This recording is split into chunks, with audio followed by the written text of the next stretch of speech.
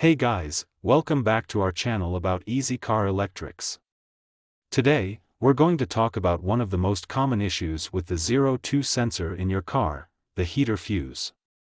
This is a small but crucial component that can cause your car's engine to run poorly or even fail emissions tests. So, let's find out where it is and how to replace it. First things first, you need to locate your car's fuse box.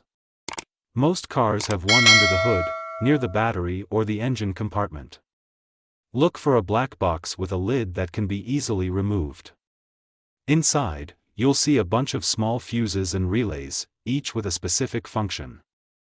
Now, let's focus on the ZeroTwo sensor heater fuse. It's usually a 10 amp or 15 amp fuse that controls the power supply to the heater element in your ZeroTwo sensor.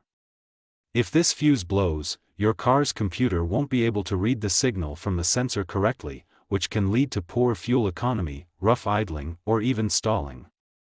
To check if your ZeroTwo sensor heater fuse is blown, you can use a multimeter or a test light.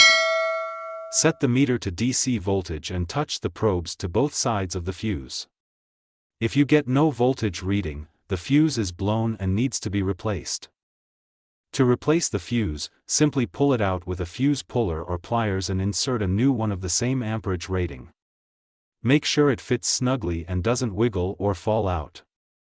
Close the lid of the fuse box and start your car to see if the issue is resolved. That's it for today's video about the location of the ZeroTwo sensor heater fuse in your car's electrical system.